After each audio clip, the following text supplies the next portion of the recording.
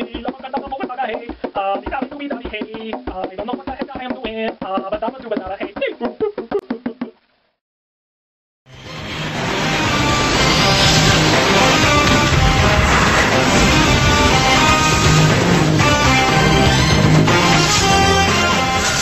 Hey, how's it going? Chris here to show you guys a closer look at my copy of Giant Size X-Men #1. Again, I'm very happy that I have it, but it's got a few things that I gotta show you about it. But overall, I'm just really happy about this particular issue. So before I show that, you guys, I must crack open a Canadian Cold Shot, and this is for in memory of Wolverine and comics of old. So cheers to those old comics, because those old comics and old Wolverine was really awesome, where cigar chomping and beer swigging was the norm, and always look forward to those little scenes in comics. And nowadays it seems just well, that cigars or smoking and beer or alcohol has been banned from comics, and now it would seem that taboo situations like homoeroticism is the norm now. So really, thumbs up to Wolverine and comics of old. So, with that said, let's get into a Giant Size X-Men issue #1 here. This is a comic book from 1975, which would make this comic book 36 years old. So, yeah, let's take a closer look at that. Okay, everybody, here it is. I'm going to show you guys as close of a look and talk about condition and grading and pricing when I purchased this book. So we'll get right into it. I wish I did have more of a closer focus for this, but just show you what I can. So there is, I'm trying to show you here. You can't see it very well, but there are a few little creases and what they kind of call is dog ears there a little bit, but it's really not too bad. There's a small tear right there. See, small. Couple more folds. Again, they're not too bad. Not much really color break in them. But you can see another fold, little fold that goes right there. Another one right there. A little bit of chipping. Spine is, for the most part, pretty good. Yeah, not too bad. There is a little bit of a ripple, and this seems like it's just a printing defect. Just right along Storm there. But again, hardly noticeable. Now the biggest thing about this book, about condition, is this right here. Show you in this corner right here. You can see that. Turn here. Do you see that rip? There is a rip from there to there on the front cover. So what is that? That's over an inch, maybe an inch and something, of course. That's probably the most major defect on this particular book. So I will say, before I looked at this book in particular, the price that the owner at the comic book shop I went to had this listed for, I was expecting actually a fair bit better of a condition, but I was able to talk them down in some price, and of course comic book shops, they gotta make their profit too. But yeah, I'll show you a little bit more. Insides are fairly good, I think. Not too much loss of color. They are, I don't know, a little bit of a cream color, but you know, it's that regular kind of old paper newsprint, you know, kind of look to it. but insides for the most part. The latter half is actually a lot better than the front. I can show you if I can find some here. There were some points where the writing, you can see the inking when it was printed. There's a front page there, and of course this is by writer Len Wein and Dave Cockrum. Second Genesis. There's some inks right there that ran. Of course that's a printing defect again, but some, again, printing error. I think some of the inks were smudged, but some things that you really expect from an older printing or older books. Staples are pretty good, no rust, and they haven't pressed through the front cover or anything. And since these giant size, they were actually made a little different. Typically, you know, a comic book is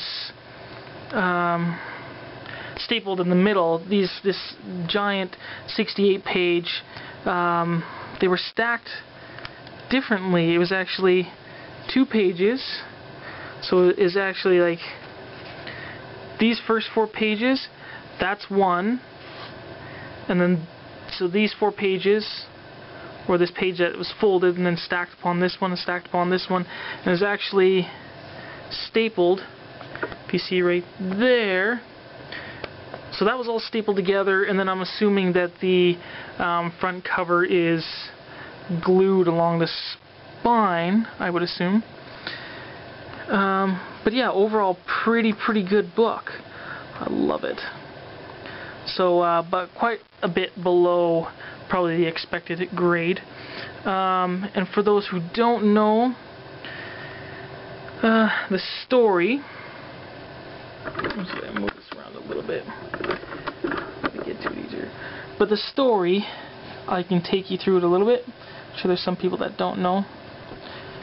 But here is the New X-Men.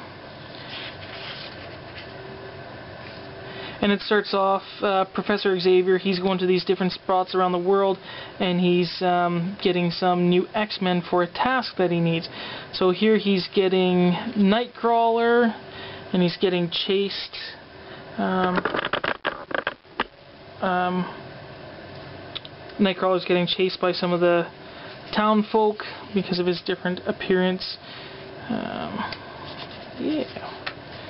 And then next, of course, we have him going for Wolverine. Wolverine, Professor X mentions how I've seen your recent battle with the Hulk.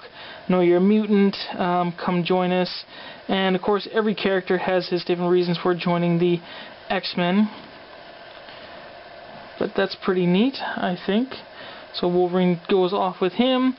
Here he goes to Storm. He gets Storm. There's Banshee as well. Yeah, so he gets Storm. Sunfire from Japan. Next one he goes to get is Colossus. And some pretty cool stuff there. Really neat. I think this is fantastic. This took me a few days to read because it's quite a bit, 68 pages, and I usually only have time at nighttime to read these things, so it took me quite a bit. But I have read this particular story in a reprint that I have that is signed by Claremont. Here he gets, his name is John Proudstar, but his code name is Thunderbird. I think that's what it is, Thunderbird. And then here they all are joined together as the new X-Men. And in this particular panel too, Storm mentions how, wow, these costumes are so amazing, they fit so well, they're so awesome. And Professor X mentions how they're made from unstable molecules, and he obtained them from Reed Richards. So it was actually Reed Richards who made the costumes. I thought that was pretty cool. So here they meet Cyclops. Cyclops explains what has happened and why these new X-Men are needed. So he explains that they were, Cerebro found a place where a new mutant was supposed to be. They go to this island of Krakoa, and something happens, and then Cyclops, all he remembers is waking up and without his visor, and then his powers were gone. He couldn't use his optic blasts. Didn't know what was happening. He just woke up on the ship, comes back to the mansion. So all the other X-Men are missing. Charles Xavier goes and finds all the other X-Men. They bring them all together. They come back to this island of Krakoa, and they separate first when they land into teams, and then they come together when they all see on the horizon that this big building, kind of seems to appear out of nowhere. So they all have their landing spots. They come together, and they all have their own little adventures on the way. Oops. And then they find the X-Men, the original X-Men here, and then you find out about this isle, and it's all explained here. But this basically this mutated island. It's kind of sentient. It's its own, in a sense, its own mutant because of atomic blasts and testings and all this kind of stuff. So and it's luring other mutants to feed off of. So it only let Scott go so that it could lure more mutants to feed off of. In here, Cyclops also mentions that his powers did come back after some time, and when he was back at the mansion, and they actually came back with a vengeance. So after the effects from Krakoa wore off, his powers were actually increased. So they have the fight with the Krakoa, and they learn a little bit about trying to be a team.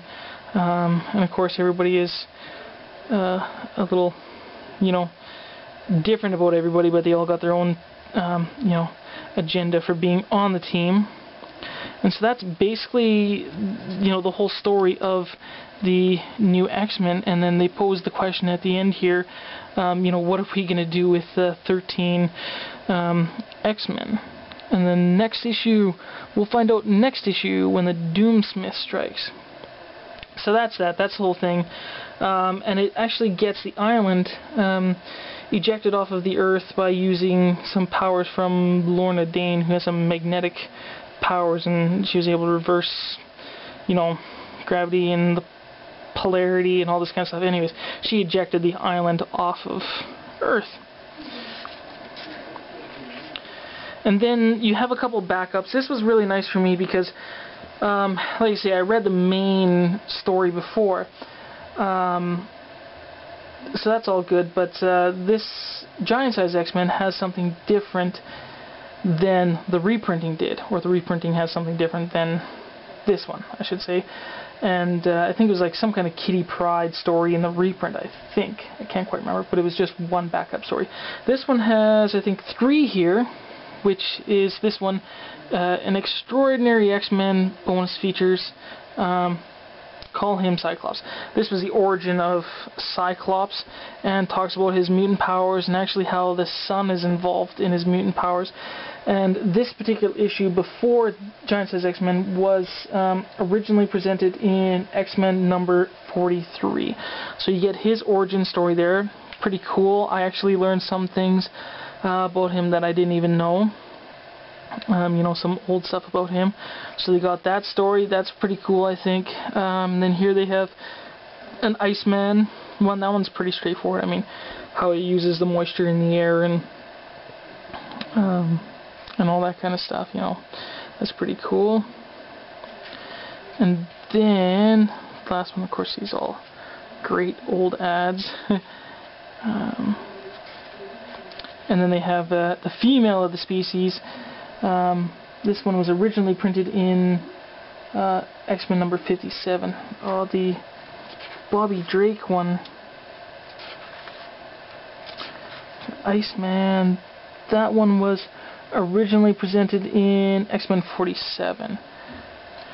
So yeah, so they go through a bit of her powers as well. In each story, I did learn a few things that I didn't know about them before. So, but yeah, so then the back cover here, you guys, it does have a little bit of off coloring, a little bit of a stain right there, or something.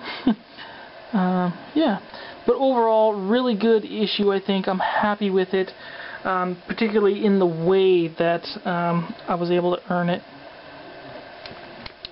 And oh, let me put it back in the cover here. Okay, yeah, so